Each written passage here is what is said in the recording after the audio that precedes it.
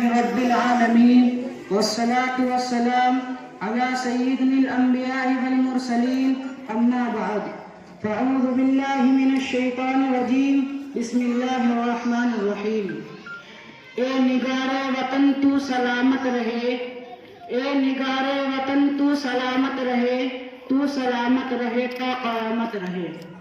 آزاد ہندوستان کی تاریخ میں دو دن یادگاری حیثیت اور قومی اہمیت رکھتے ہیں، ایک 15 اگست کا، دوسرا 26 جنوری۔ 15 اگست کو ہندوستان آزاد ہوا اور 26 جنوری کو ہندوستانی جمہوریت بنا۔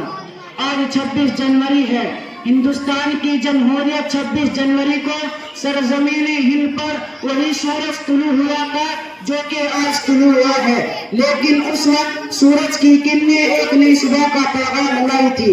ایک صبح وہی صبح تھی جس کے ظہور سے غلامی کی رات کا اندھیرا ختم ہوا جو 150 برس طویل مدت پر محیط تھا۔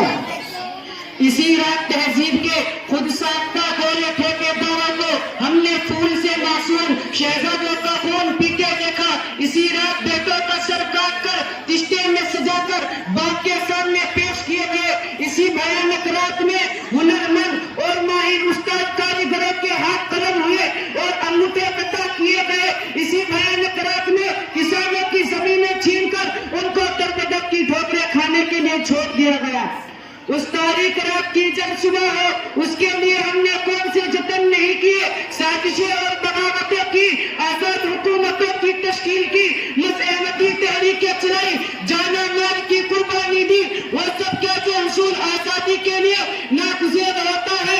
لیکن جب اس بھیانک رات کی صبح ہوئی تو جس خون جلیانوالہ باغ کی مٹی کو شبق کی سرکی سے ہم اینا کر دیا تھا، اس کی یادیں رخصت ہو چکی تھی۔ وطن کا پارا اتحاد تھا، امن سکون غارت ہو چکا تھا، گلشن کا راستہ، پھولوں کی پتیاں اور پنگھڑیاں بکھر چکی تھی اور بلبلیں کہیں نہیں دکھائی دیتی تھی۔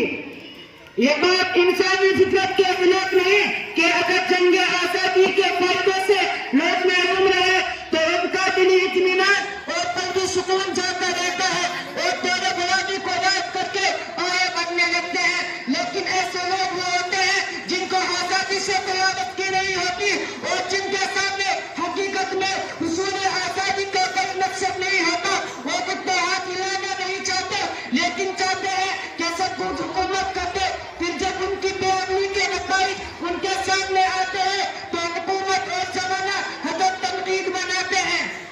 طریقہ یہ ہے کہ آزادی بغیر کوئی مقصد نہیں ہوتی۔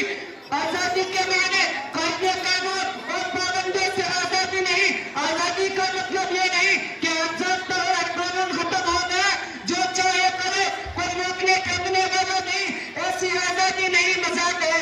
اگرچہ آج اشوک اکبر اور شاہجہاں کی سرزمین میں اس کے افسوسناک مظاہرے دیکھنے میں آ رہے ہیں اور تبدیلی ہوا کے ذریعے اس کی نافرمانی کی جا رہی ہے۔